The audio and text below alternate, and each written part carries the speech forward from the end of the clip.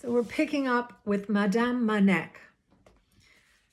As soon as her father says his name, the breathing on the other side of the door becomes a gasp, a held breath.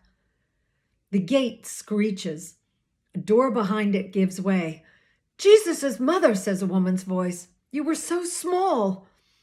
"My daughter, Madame, Marie-La. This is Madame Manec."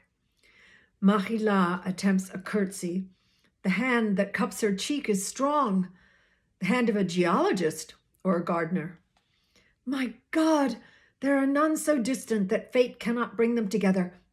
But, dear child, your stockings and your heels, you must be famished." They step into a narrow entry. Marie-La hears the gate clang shut. Then the woman latching the door behind them. 2 dead bolts, 1 chain. They are led into a room that smells of herbs and rising dough, a kitchen. Her father unbuttons her coat, helps her sit. "We are very grateful. I understand how late it is," he is saying, and the old woman, Madame Manec, is brisk, efficient, evidently overcoming her initial amazement. She brushes off their thank yous. She scoots Marie-La's chair toward a tabletop. A match is struck. Water fills a pot. An icebox clicks open and shut. There is the hum of gas and the tick-tick of heating metal. In another moment, a warm towel is on Marie-La's face. A jar of cool, sweet water is in front of her. Each sip, a blessing. "Oh, the town is absolutely stuffed," Madame Manec is saying in her fairy tale drawl as she moves about. She seems short. She wears blocky, heavy shoes. Hers is a low voice, full of pebbles, a sailor's voice or a smoker's. Some can afford hotels or rentals, but many are in the warehouses on straw, not enough to eat. I take them in, but your uncle, it might upset him. There's no diesel, no kerosene. British ships long gone.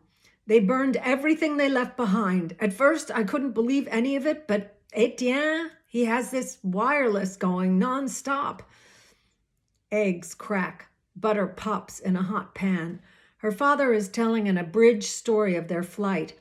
Train stations, fearful crowds, omitting the stop in Évreux. But soon all of Marie-La's attention is absorbed by the smells blooming around her. Eggs, spinach, melting cheese. An omelet arrives. She positions her face over its steam. "May I please have a fork?" The old woman laughs, a laugh Marie-La warms to immediately. In an instant, a fork is fitted into her hand. The eggs taste like clouds, like spun gold. Madame Manec says, "I think she likes it," and laughs again. A second omelet soon appears. Now it is her father who eats quickly. "How about peaches, dear?" murmurs Madame Manec, and Marie-La can hear a can opening, juice slopping into a bowl. Seconds later, she's eating wedges of wet sunlight. "Marie," murmurs her father, "your manners." "But we have plenty. You go ahead, child. I make them every year." When Marie-La has eaten 2 full cans of peaches, Madame Manec cleans Marie-La's feet with a rag and shakes out her coat and clanks dishes into a sink and says, "Cigarette?" And her father groans with gratitude, and a match flares, and the grown-ups smoke. A door opens or a window, and Marie-La can hear the hypnotic voice of the sea. "And Etienne," says her father. Madame says, "Shuts himself up like a corpse one day, eats like an albatross the next. He still does not for 20 years. Probably the grown-ups are mouthing more to each other. Probably Marie-La should be more curious about her great uncle who sees things that are not there, about the fate of everyone and everything she has ever known. But her stomach is full. Her blood has become a warm golden flow through her arteries. And out the open window beyond the walls, the ocean crashes, only a bit of stacked stone left between her and it. the rim of Brittany, the farthest windowsill of France, and maybe the Germans are advancing as inexorably as lava, but Marie-Laure is slipping into something like a dream. Or perhaps it's the memory of one. She's 6 or 7 years old, newly blind, and her father is sitting in the chair beside her, whittling away at some tiny piece of wood, smoking a cigarette, and evening is settling over the 100,000 rooftops and chimneys of Paris, and all the walls around her are dissolving, the ceilings too. The whole city is disintegrating into smoke, and at last sleep falls over her like a shadow. You have been called. Everyone wants to hear Werner's stories. What were the exams like? What did they make you do? Tell us everything. The youngest children tug his sleeves. The older ones are deferential. This snowy-haired dreamer plucked out of the soot. They said that except only 2 from my age group, maybe 3. From the far end of the table, he can feel the heat of Jutta's attention. With the rest of the money from Herr Seidler, he purchased a People's receiver for 34 marks 80, a 2-valve, low-powered radio, even cheaper than the state-sponsored Volksempfänger he has repaired in the houses of neighbors. Unmodified, its receiver can haul in only the big long-wave nationwide programs from Deutschlandsender. Nothing else. Nothing foreign. The children shout, delighted as he presents it. Jutta shows no interest. Martin Schasch asks, was there loads of math? Was there cheeses? Was there cakes? Did they let you shoot rifles? Did you ride in tanks? I bet you rode in tanks. Werner says, I didn't know the answers to half the questions. I'll never get in. But he does. 5 days after he returns from Essen, the letter is hand-delivered to Children's House. An eagle and cross on a crisp envelope, no stamp, like a dispatch from God. Frau Elena is doing laundry. The little boys are clustered around the new radio, a half-hour program called Kids Club. Jutta and Claudia Foster have taken 3 of the younger girls to a puppet show in the market. Jutta has spoken no more than 6 words to Werner since his return. You have been called, says the letter. Werner is to report to the National Political Institute of Education No. 6 at Schulpforta. He stands in the parlor of Children's House trying to absorb it. Cracked walls, sagging ceiling, twin benches that have borne child after child after child for as long as the mine has made orphans. He has found a way out. Schulpforta, tiny dot on the map near Naumburg in Saxony, 200 miles east.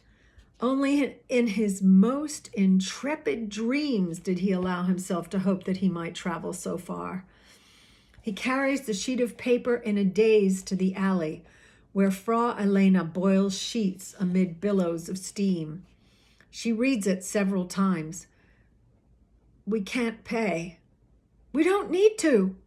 How far? 5 hours by train. They've already paid the fare. When? 2 weeks. Frau Elena, strands of hair stuck to her cheeks, maroon aprons under her eyes, pink rings around her nostrils, thin crucifix against her damp throat. Is she proud? She rubs her eyes and nods absently. They'll celebrate this. She hands the letter back and stares down the alley at the dense ranks of clotheslines and coal bins. Who, Frau? Everyone, the neighbors. She laughs, a sudden and startling laugh. People like that vice minister, the man who took your book. Not Jutta? No, not Jutta. He rehearses in his head the argument he will present to his sister. Pflicht. It means duty, obligation. Every German fulfilling his function. Put on your boots and go to work. Ein Volk, ein Reich, ein Führer. We all have parts to play, little sister. But before the girls arrive, news of his acceptance has reverberated through the block. Neighbors come over one after another and exclaim and wag their chins. Coal wives bring pig knuckles and cheese. They pass around Werner's acceptance letter. The ones who can read it. They read it aloud to the ones who cannot. And Jutta comes home to a crowded, exhilarated room. The twins, Hannah and Susan Gerlitz, sprint laps around the sofa, looped up in the excitement, and 6-year-old Rolf Hofrauer sings, "Rise, rise, all glory to the fatherland." And several of the other children join in, and Werner doesn't see Frau Elena speak to Jutta in the corner of the parlor, doesn't see Jutta run upstairs. At the dinner bell, she does not come down. Frau Elena asks Hannah Gerlitz to lead the prayer and tells Werner she'll talk to Jutta, that he ought to stay downstairs. All these people are here for him. Every few breaths, the words flare in his mind like sparks. You have been called. Each minute that passes is one fewer in his life, in this house. After the meal, little Siegfried Fischer, no older than 5, walks around the table and tugs Werner's sleeve and hands him a photograph he has torn from a newspaper. In the picture, 6 fighter bombers float above a mountain range of clouds. Spangles of sun are frozen mid-glide across the airplane's fuselages. The scarves of the pilots stretch backward. Siegfried Fischer says, "You'll show them, won't you?" His face is fierce with belief. It seems to draw a circle around all the hours Werner has spent at Children's House, hoping for something more. "I will," Werner says. The eyes of all the children are on him. "Absolutely, I will." Occupé.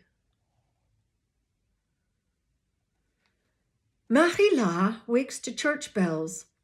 2, 3, 4, 5, faint smell of mildew, ancient down pillows with all the loft worn out, silk wallpaper behind the lumpy bed where she sits.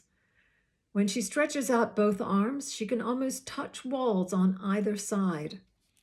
The reverberations of the bells cease. She has slept most of the day. What is the muffled roar she hears? Crowds? Or is it still the sea? She sets her feet on the floor.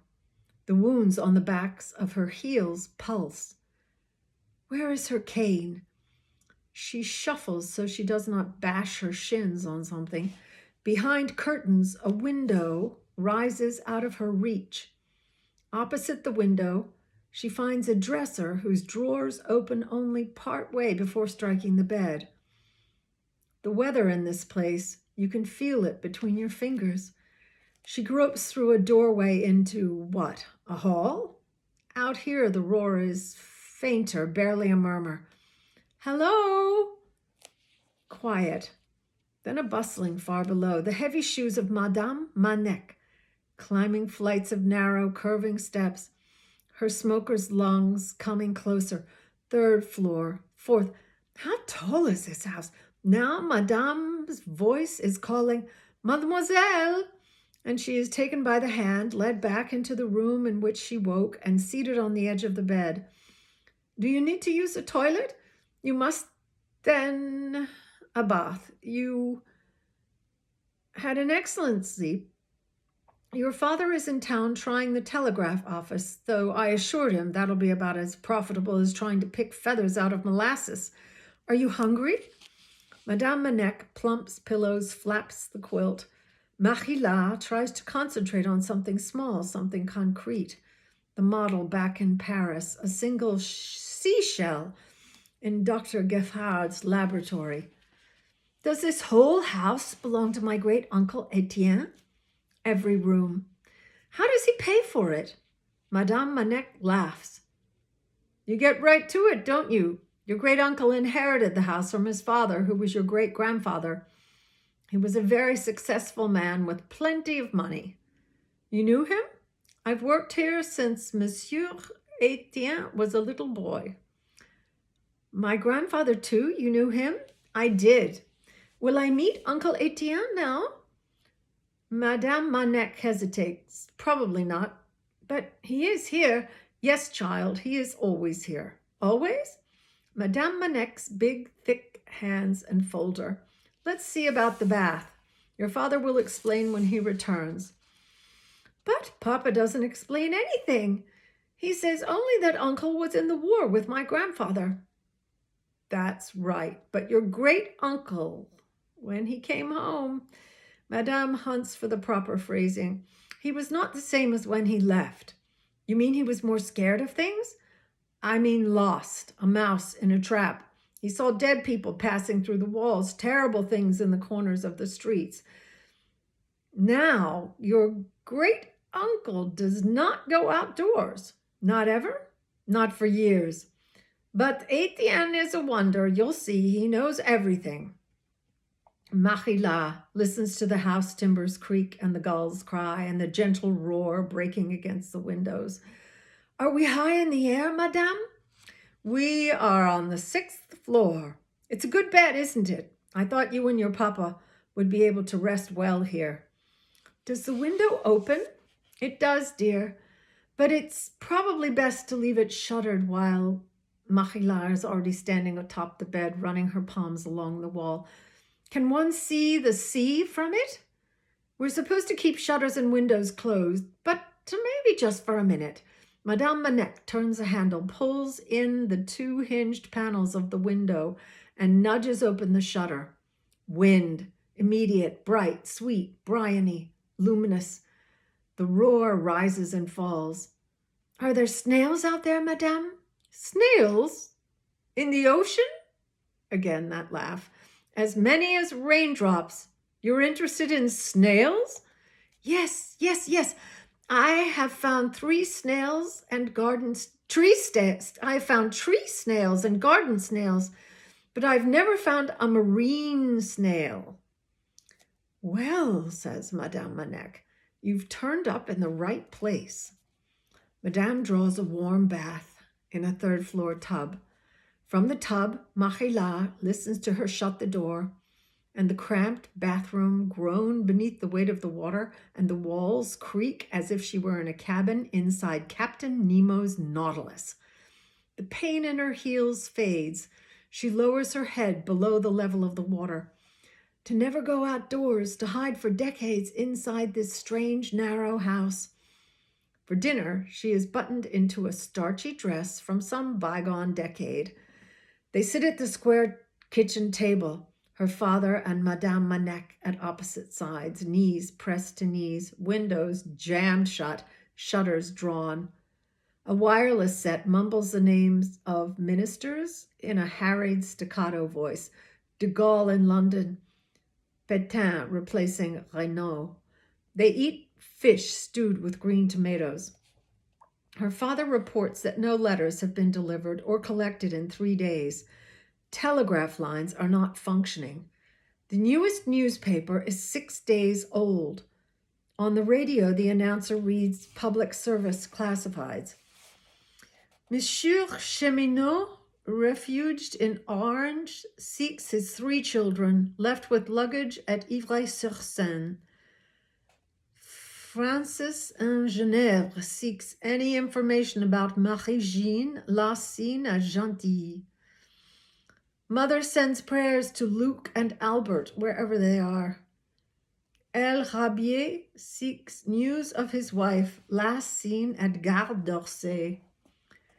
Écouteret wants his mother to know he's safe in Laval. Madame Mézieux seeks whereabouts of 6 daughters sent by train to Redon. Everybody has misplaced someone, murmurs Madame Manec. Marilla's father switches off the wireless, and the tubes click as they cool. Upstairs, faintly, the same voice keeps reading names, or is it her imagination? She hears Madame Manec stand and collect the bowls, and her father exhales cigarette smoke as though it is very heavy in his lungs and he's glad to be rid of it. That night, she and her father wind up the twisting staircase and go to bed side by side on the same lumpy bed in the same sixth-floor bedroom with the fraying silk wallpaper. Her father fusses with his rucksack, with the door latch, with his matches. Soon enough, there is the familiar smell of his cigarette, Gauloise Bleu. She hears wood pop and groan as the two halves of the window pull open. The welcome hiss of wind washes in. Maybe it's the sea and the wind, her ears unable to unbraid the two. With it come the sense of salt and hay and fish markets and distant marshes and absolutely nothing that smells to her of war. Can we visit the ocean tomorrow, Papa? Probably not tomorrow. Where is Uncle Etienne? I expect he's in his room on the 5th floor, seeing things that are not there. We're lucky to have him, Marie. Lucky to have Madame Manec, too. She's a genius with food, isn't she, Papa? She is maybe just a little bit better at cooking than you are. Just a very little bit better. Marie-La is glad to hear a smile enter his voice, but beneath it she can sense his thoughts fluttering like trapped birds. What does it mean, Papa? They'll occupy us. It means they'll park their trucks in the squares. Will they make us speak their language? They might make us advance our clocks by 1 hour. The house creaks, gulls cry. He lights another cigarette. Is it like occupation, Papa? Like the sort of job a person does? It's like military control, Marie. That's enough questions for now. Quiet. 20 heartbeats, 30. How can one country make another change its clocks? What if everybody refuses? Then a lot of people will be early or late. Remember our apartment, Papa, with my books and our model and all those pine cones on the windowsill? Of course. I lined up the pine cones, largest to smallest. They're still there. Do you think so? I know so. You do not know so. I do not know so. I believe so. Are German soldiers coming into our beds right now, Papa? No. Marie-La tries to lie very still. She can almost hear the machinery of her father's mind churning inside his skull. It will be okay, she whispers. Her hand finds his forearm. We will stay here a while, and then we will go back to our apartment, and the pine cones will be right where we left them, and 20,000 leagues under the sea will be on the floor of the key pound where we left it, and no one will be in our beds. The distant anthem of the sea, the clomping of someone's boot, the clomping of someone's boot heels on cobbles far below. She wants very badly for her father to say, yes, that's it, absolutely, ma chérie. But he says nothing. Don't tell lies. He cannot concentrate on schoolwork or simple conversations or Frau Elena's chores. Every time he shuts his eyes, some vision of the school at Schulpforta overmasters him. Vermilion flags, muscular horses, gleaming laboratories, the best boys in Germany. At certain moments, he sees himself as an emblem of possibility to which all eyes have turned. Though at other moments, flickering in front of him, he sees the big kid from the entrance exams, his face gone bloodless atop the platform high above the dance hall, how he fell, how no one moved to help him. Why can't Jutta be happy for him? Why, even at the moment of his escape, must some inexplicable warning murmur in a distant region of his mind? Martin Schasch says, tell us again about the hand grenades. Siegfried Fischer says, and the falconries. 3 times he readies his argument, and 3 times Jutta turns on a heel and strides away. Hour after hour, he helps Frau Elena with the smaller children, or walks to the market, or finds some other excuse to be helpful, to be busy, to be out. She won't listen, Werner tells Frau Elena. Keep trying. Before he knows it, there's only one day before his departure. He wakes before dawn and finds Jutta asleep in her cot in the girls' dormitory. Her arms are wrapped around her head and her wool blanket is twisted around her midsection, and her pillow is jammed into the crack between mattress and wall.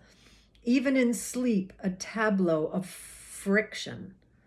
Above her bed are papered her fantastical pencil drawings of Frau Elena's village of Paris, with 1,000 white towers beneath whirling flocks of birds. He says her name. She twines herself tighter into her blanket. Will you walk with me? To his surprise, she sits up. They step outside before anyone else is awake. He leads her without speaking. They climb one fence, then another. Jutta's untied shoelaces trail behind her. Thistles bite their knee. The rising sun makes a pinhole on the horizon. They stop at the edge of an irrigation canal. In winters past, Werner used to tow her in their wagon to this very spot, and they would watch skaters race across the frozen canal. Farmers with blades fixed to their feet and frost-caked in their beards. 5 or 6 rushing by all at once, tightly packed, in the midst of an 8 or 9 mile race between towns. The look in the skaters' eyes was of horses who have run a long way, and it was always exciting for Werner to see them, to feel the air disturbed by their speed, to hear their skates clapping along, then fading. A sensation as if his soul might tear free from his body and go sparkling off with them. But as soon as they continued around the bend and left behind only the white etchings of their skates in the ice, the thrill would fade, and he'd tow Jutta back to Children's House, feeling lonely and forsaken and more trapped in his life than before. He says, "No skaters came last winter." His sister gazes into the ditch. Her eyes are mauve. Her hair is snarled and untamable, and perhaps even whiter than his. Schnee. She says, "None'll come this year either." The mine complex is a smoldering black mountain range behind her. Even now, Werner can hear a mechanical drum beat thudding in the distance. First shift going down in the elevators as the owl shift comes up. All those boys with tired eyes and soot-stained faces rising in the elevators to meet the sun. And for a moment, he apprehends a huge and terrible presence looming just beyond the morning. "I know you're angry. You'll become just like Hans and Aribel. I won't. Spend enough time with boys like that and you will." "So you want me to stay, go down the mines?" They watch a bicyclist far down the path. Jutta clamps her hands in her armpits. "You know what I used to listen to on our radio before you ruined it?" "Hush, Jutta, please. Broadcasts from Paris. They say the opposite of everything Deutschlandsender says. They'd say we were devils. That we were committing atrocities. Do you know what atrocities mean?" "Please, Jutta, is it right to do something only because everyone else is doing it?" Doubts slipping in like eels. Werner shoves them back. Jutta is barely 12 years old, still a child. "I'll write you letters every week, twice a week if I can. You don't have to show them to Frau Elena if you don't want to." Jutta shuts her eyes. "It's not forever, Jutta. 2 years maybe. Half the boys who get admitted don't manage to graduate. But maybe I'll learn something. Maybe they'll teach me to be a proper engineer. Maybe I can learn to fly an airplane, like little Siegfried says. Don't shake your head. We've always wanted to see the inside of an airplane, haven't we? I'll fly us west, you and me. Frau Elena, too, if she wants to. Or we could take a train. We'll ride through forests and village de montagne, all those places Frau Elena talked about when we were small. Maybe we could ride all the way to Paris. The burgeoning light, the tender hissing of the grass. Jutta opens her eyes, but doesn't look at him. Don't tell lies. Lie to yourself, Werner, but don't lie to me. 10 hours later, he's on a train. I think that's where we are. We're going to stop today.